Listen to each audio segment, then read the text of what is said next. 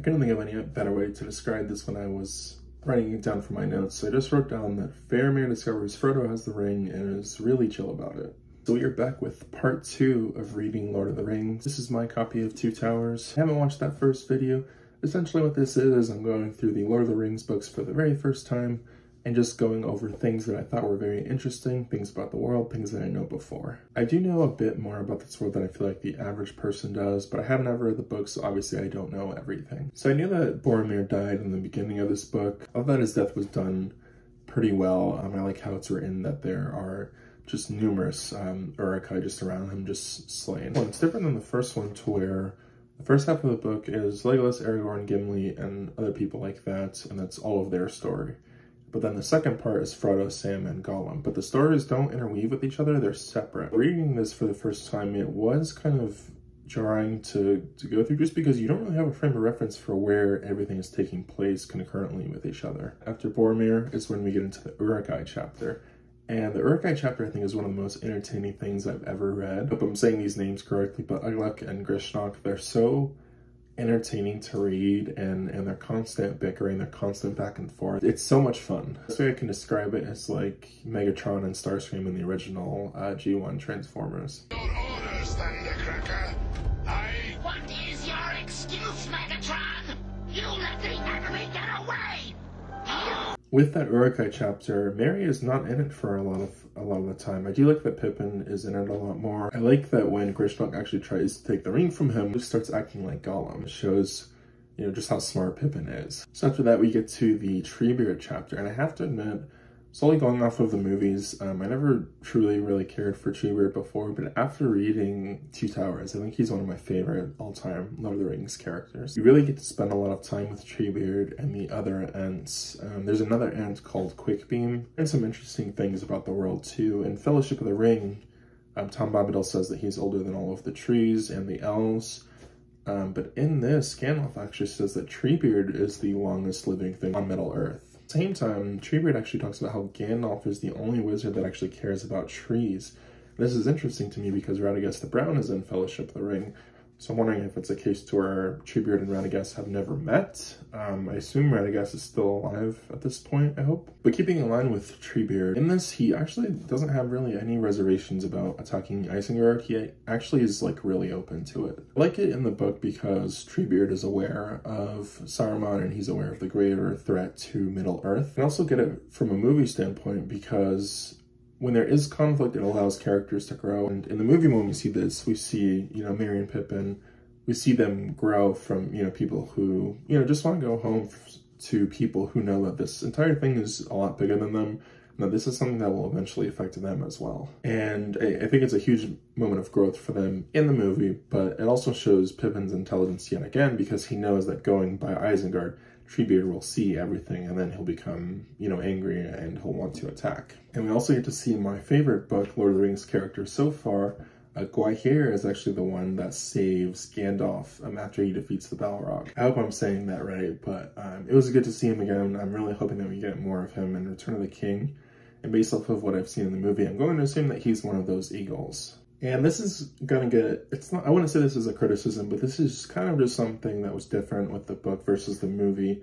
And I have to say, I'm kind of disappointed with the book and how it does Helm's Deep. This is gonna sound blasphemous because the book came, you know, almost like 40 years before the movie. So of course, the book and the movie are going to be different. This isn't on the book more so, this is really just on me, just because, you know, my expectations are built off of the movie. This isn't a case of, you know, well, it's a movie, so of course the action scenes are going to be better. There's actually a scene in this book that I actually prefer over the movie version. The entire Helm's Deep chapter is only 19 pages, and part of that is even them traveling to Helm's Deep too. It doesn't make or break the book for me. It's just something I noticed. After Helm's Deep, we get one of my favorite parts in this entire book. Gandalf, Theoden, some of the Rohirrim, Aragorn, Legolas, Gimli, they all travel to Isengard like in the movie. But Gandalf and the Rohirrim, they go away, and so it's just Aragorn, Legolas, Gimli, and Merry and Pippin. And I just get to spend this time with them where they kind of just reflect and they kind of talk about everything that they've gone through. And it kind of reminds me of Ferris Bueller's Day Off in a way, to where, you know, you just get this time to you know, really sit and rest with these characters. Something I'm happy that is in the book is that Legolas and Gimli, they actually still do that kill count thing. And there's a part during Helm's Deep where Gimli is missing and Legolas is talking to Aragorn. And, you know, Aragorn's like, you know, don't worry, he'll be fine. And Legolas, he isn't worried, but he literally just wanted to tell him the amount of orcs that he had killed. So I love that that is something that translates from book to screen. The next part was kind of funny to me, but when they're talking to Saruman in the Isengard Tower, Wormtongue is there. And he kind of just throws the Palantir at them. Before they leave Isengard, we actually get this really nice moment where Legolas and Treebeard actually meet. And they talk about, Treebeard talks about Legolas going to visit the forest, and Legolas talks about bringing Gimli, and it's a really nice moment. Treebeard also talks about how much he's gonna miss Merry and Pippin too, which I thought was really nice. Saruman also does not die. I'm kind of curious as to how, but I kind of have an idea. That pretty much ends the very first part of the book, so now we get into the Sam, Frodo, and Gollum stuff. The thing I thought was really cool, and I never picked this up from the movies, the marshes that they're going through.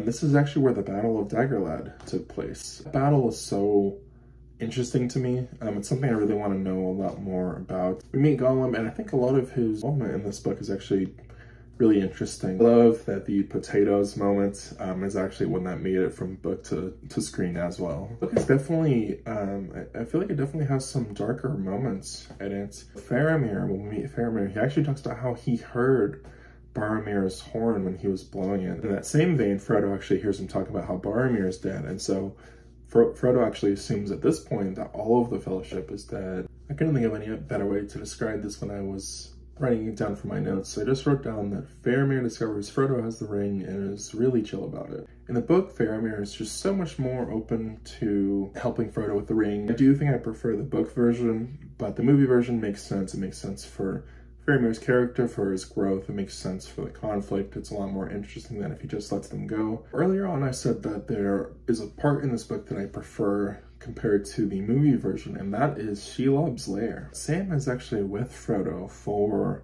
all of Shelob's Lair. Just such an amazing horror aspect of Shelob's Lair, and I think that the movie does it really well. I'm not, you know, talking down on the movie, but the book version, I just can't explain how different it is, just how much more amazing it is. Until you read it, I don't really think there's a way for me to explain it. We learn a couple dark things about Shelob as well. We learn that Shelob is actually a child of Ungoliant. I have heard that name before, so I'm really excited to learn more about this character. We also learn that Sauron feeds prisoners to Shelob, which sounds on brand. That definitely tracks. And when it comes to Sam versus Shelob, this is some of my favorite storytelling that I've ever read in any book ever. I want to just read part of it to you, just so you understand in case you've never read it. No such anguish had Shelob ever known or dreamed of knowing. In all her long world of wickedness, not the doughtiest soldier of old Gondor, nor the most savage orc entrapped had ever thus endured her, or set blade to her beloved flesh. A shudder went through her. Heaving up again, wrenching away from the pain, she bent her writhing limbs beneath her and sprang backwards in a convulsive leap. Even as Sam himself crouched, looking at her, seeing his death in her eyes, a thought came to him as if some remote voice had spoken, and he fumbled in his breast with his left hand and found what he sought. Cold and hard and solid it seemed to be in his touch, in a phantom world of horror, the phial of Galadriel. Galadriel, he said faintly, and then he heard voices far off but clear, the crying of the elves as they walked under the stars in the beloved shadows of the Shire, and the music of the elves as it came through his sleep and the hall of fire in the house of Elrond. And that his tongue was loose and his voice cried in a language which he did not know. I'm not going to read Elvish because I'm going to butcher it. And with that, he staggered to his feet and was Samwise the Hobbit, Handfast's son again. As if his indomitable spirit had set its potency in motion, the glass blazed, suddenly like a white torch in his hand. It flamed like a star that, leaping from the firmament, sears the dark air with intolerable light. No such terror out of heaven had ever burned in Shelob's face before. The beams of it entered into her wounded head and scored it with unbearable pain, and the dreadful infection of light spread from eye to eye. She fell back, beating the air with her forelegs, her sight blasted by her lightnings, her mind in agony. Then, turning her main head away, she rolled aside and began to crawl, claw by claw, towards the opening in the dark cliff behind. Shelob was gone, and whether she lay in her lair nursing her malice in her misery and in slow years of darkness, healed herself from within, rebuilding her clustered eyes until with hunger like death, she spun once more her dreadful snares in the glens Of the Mountain of Shadows, this tale does not tell. It's just such a great testament to how phenomenal of a writer Tolkien is, and I think at this point that goes without saying. If you never read these books, I would ask that you just read the Shelob's Lair chapter. I think that is so phenomenal. I can't say enough good things about how great this chapter is, how great it is for Sam, how great it is for the world building of Middle-earth. I think that this is just such a phenomenal chapter. It's pretty similar with the movie and how Frodo gets stung and how Sam thinks he's dead, and then he takes the ring. He follows a bunch of orcs because he's trying to get to Frodo. They know that there's two people there. They know that Frodo is one of them, and then they know that there's another person. But they actually think that Sam is an elf, and that's how he's able to get around, which I thought was so cool for someone that is a hobbit. Most characters in these books don't even know that hobbits exist. I feel like this is just such a testament to how great hobbits are, and you know, a great testament to the message that, you know, the smallest person can change the course of the future. It does end on a cliffhanger, kind of, with Sam not being able to get in the door and Frodo being taken by the orcs. Frodo is actually alive. But yeah, and that ends Two Towers. So Two Towers for me has honestly always been my least favorite of all of the movies. It is still an amazing movie, but of the three, it's always one that I watched the least out of all of them. And for me, I always felt that it just offered the least out of the other ones. But reading this book has definitely improved how I feel about Two Towers. So when it came to this book, I was genuinely interested, just because, again, I did not have that attachment to it as I did with the other two. But I have to say, I think this is definitely a better book than Fellowship of the Ring. You know, this isn't a drag on Fellowship of the Ring. I still think Fellowship of the Ring is one of the best books I've ever read.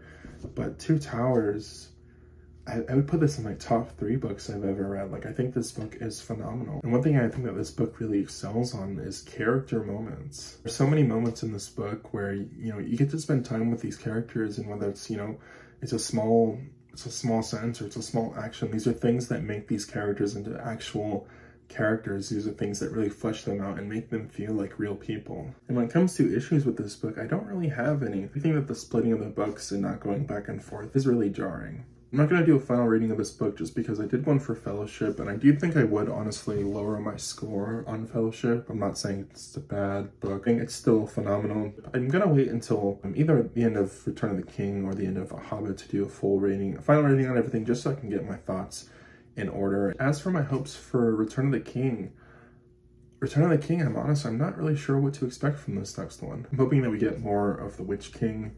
I'm hoping that we learn, you know, really anything about him in the Nazgul. I'm hoping to see Tom Bombadil again. I have a feeling that we won't, though. I'm hoping to see Gwaihir again. I do feel like we will see him. I feel like he's one of the eagles that saves them. I'm hoping to see more of the Ents, although I'm not sure we will. I'm really excited to see the Army of the Dead and to, you know, learn more about them. I'm really excited just to learn more about this world of Middle-earth and just things, you know, that get past in simple conversation but add so much to the world. I've heard about Skyrim of the Shire, but it's not from any sort of, you know, deeper Lord of the Rings knowledge. It's actually from the video game Lord of the Rings Conquest.